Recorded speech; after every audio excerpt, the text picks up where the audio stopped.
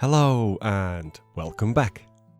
In this episode I'm going to be making some walls to go along with the dwarven terrain that I've made previously. And as you'll see in a second, there's also some new decorative floor tiles to go along with them. So if you want to have a go at making some yourself, there'll be a link to a PDF file down in the description where you can download these textures and patterns. And as always, it's a pay what you want file, so feel free to pay as much or as little as you like. Anyway, now that's all out of the way, let's get started. Now, the tiles themselves, they can be made a number of different ways. For example, you could make something similar to the 2.5D tiles that you can see here. That's a style that I've used lots of times here on the channel. Alternatively, you could take the floor pattern and glue it to some foam core, and then cover the edges with some of the plain stone texture that I provided. This is essentially what I did in episode 22 with the sci-fi tiles that I made. Another option might be to print the texture out and stick it to some magnetic sheets, like I've done here. And if that's something you're interested in, then I do have a series of YouTube shorts that covers that kind of thing. However, I'm going to do something slightly different with my own tiles, because when I was making the shorts videos with the magnetic sheets, I was left with lots of little offcuts, like these. So, rather than throwing them away, what I've done is I've stuck the floor texture to some thick card, 1mm thick grey board in this instance, and then glued some of these offcuts underneath. That way, I've now got some more tiles that can be used on a large magnetic whiteboard, and it hasn't really cost me anything extra to make them magnetic, as I'm just using up leftover bits and pieces. That being said, there is like 101 different ways of making floor tiles, so, you can make them however you like. And as you'll see in the PDF, I have included 3 different floor tile patterns. Though I should point out that when using the one with the red pattern, if you just print out one of the sheets, then when you place them side by side, the pattern's not going to repeat properly. The red and white diamond shapes are going to switch colours. So if you're planning on making a large room with these, then you will need to print out both pages and alternate between the two, like you can see me doing here. That way the pattern should repeat perfectly and everything should line up nicely. Okay then, now, the walls, they can be made in a similar way to the dwarf doors from episode 92, in the sense that we'll first need to make some of these side pillars. And I have made these a few times now, so just to run through it quickly, 2 sides can be glued to some thin cereal box card or similar, and the other 2 sides, they'll need to be glued to some corrugated card or foam core. But when cutting out these last 2, you will need to trim a little bit extra off all of these sides, just so that it remains square when it's glued together. Basically, if the cereal box card is 1mm thick, for example, then you'll need to trim an extra 1mm off each of these sides. Then, it's a simple matter of gluing these together, which, as I say, it's something you've seen me do lots of times before.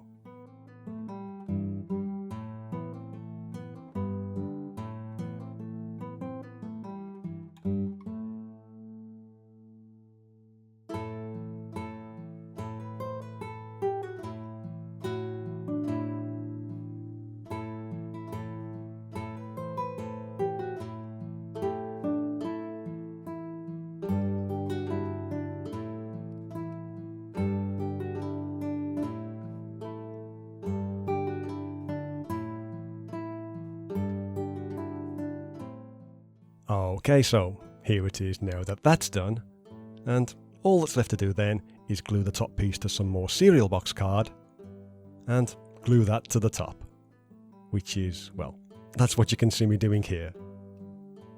And there you go, that's how it should look when it's finished, though you will need to make several of these. Now, for the walls themselves, we'll take one of the wall textures, surprise surprise, and that can be glued to some double corrugated card, or foam core, or anything like that really, whatever's easy to get a hold of. And you'll also notice that I've added some guidelines to the top and the bottom that are 1 inch apart, just to make it easier to cut them to various lengths, like this section here that's 4 inches long. We can then cut out another piece of the wall texture that's the same size, and simply glue that to the back. But to speed things up, I've gone ahead and done that off screen, as you can see with this piece here. Okay, next we'll glue some of the plain stone texture to some thin card, and from that we'll cut a strip that's the same thickness as the cardboard that we're using for the wall.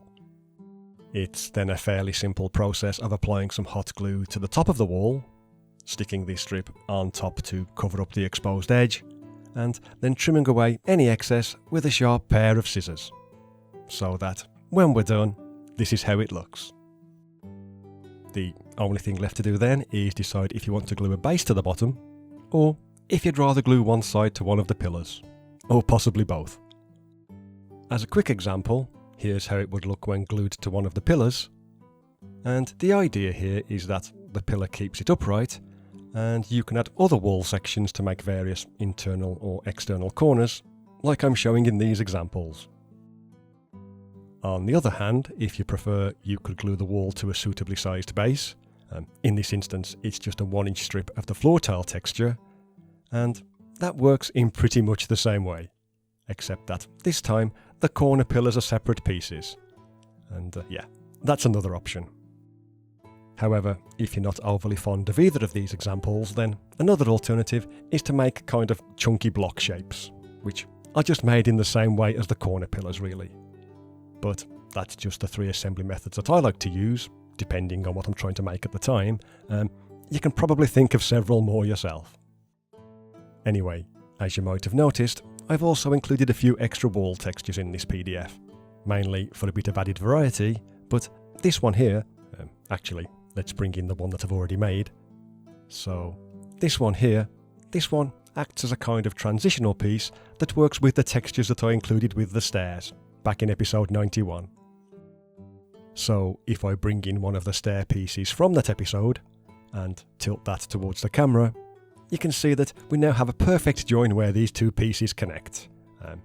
That's the main reason that I included this one. And if it works with the stairs, then it should also work with any riser pieces that you might have made as well, like you can see here. I mean, I suppose it's not super important that the patterns match up exactly, but I think it's a nice option to have. So yeah, that's the walls done. Next, we can start to add some extra details. Okay then, for these, we'll first need to glue these pieces to some corrugated card, and then, when they've dried, not surprisingly, we can cut them to size. There you go. Next, we can glue these 3 textures to more cereal box card, but before cutting these out, you'll notice that the one on the right, it has a guideline on either side, and it needs to be scored along that line so that, when it is cut out, it's easier to bend it along that same line. And the other 2, they can just be cut out as normal. Then, we can start the assembly process, and I like to begin by gluing the straight bottom half into place first, and making sure that it's level with the bottom. I'll then move on to the angled half, and do the same there, this time making sure that it's flush with the top. So that, when I've done that, it ends up looking something like this that you can see here. Then, for the other side, I find it's actually a little bit easier to apply the glue to the inside of the pieces made from the cereal box card, and glue the other side into place in one go. Which, with any luck, should result in this kind of thing. And after that, it's then just a simple matter of gluing the top piece into place, and yeah, there's not much more I can say about this part really, but when we've done that, and the glue's set, here's how it should look. Now, if I just quickly bring in a wall section that I've made earlier, this one happens to be 3 inches wide, all we're going to do is glue this to the middle, like I'm showing on the screen. Though I am going to draw a line down the centre to mark that out, just to make sure I don't mess things up while I'm on camera. Anyway, here I am applying plenty of glue to the inside, and then gluing that into place. And when it's dry, that should result in a piece that looks like this. A sort of upside down buttress kind of thing. So that's the first piece done. Right then, next we're going to make a lamp. And to do this, we'll first cut out this texture, and then cut that in half. We'll then glue that half around the outside of a drinking straw, and then cut that to size with a sharp pair of scissors. Next, we'll glue these 3 textures to some more thick card, and, as you've probably guessed, we'll need to cut those to size as well. There you go. Though I should mention that I've actually included these hexagon shapes in 2 different sizes, as these are going to be glued on either end of the straw, and not all straws are the same size. For example, these plastic ones, they're a bit smaller than the paper ones, so I'd probably use the smaller hexagon shapes for those. Anyway, like I say, the next step is going to be gluing the little straw piece on top of one of the hexagons, so just choose whichever one looks a little bit bigger than the straw itself. Once that's done, we can then add the other one to the top, but this time we'll need to make sure that the 2 hexagon shapes are in line with each other. It can be a bit tricky, but so long as you're careful, you should end up with a nice little lamp like this. All that's left to do then is to apply some hot glue to the thinner end of the chain and stick that to the top of the lamp. And if everything's gone according to plan, that should result in a little hanging lantern. Now, if I bring in the wall section from earlier, it's then just a simple matter of applying some PVA glue to the back of the larger end of the chain and sticking the whole thing to the top of that extra wall piece that we added. And there you go, this is what it should look like when it's finished. Though you don't have to add these extra details if you don't want to, but I do think they look kinda cool. Anyway, just like with the other wall sections, we will need to glue it to either a base or to a corner pillar, and then we really can call it done. Though, before I go, I do want to encourage experimenting with these and combining them with some of the other projects that can be found here on the channel. For example, here I've used the ruined wall technique from episode 82 to make, well, a ruined wall. And for this next piece, I've also added some of the individual bricks from episode 93 to make it look even more ruinous. Plus, you can add some of the bits and pieces from that same video to the sides of these walls as well. And here's another example where, rather than having the doors from episode 92 be separate pieces, instead I've incorporated them into the wall itself. And I do quite like this piece. But yeah, I think that's everything that I wanted to cover, so here's a couple of pictures of a few dwarven halls that I've put together, just using stuff that's featured here on the channel, and as you can see, I'm mainly using these to represent large open spaces, rather than narrow tunnels and small dungeon rooms, because, well, the walls would just get in the way with things like that.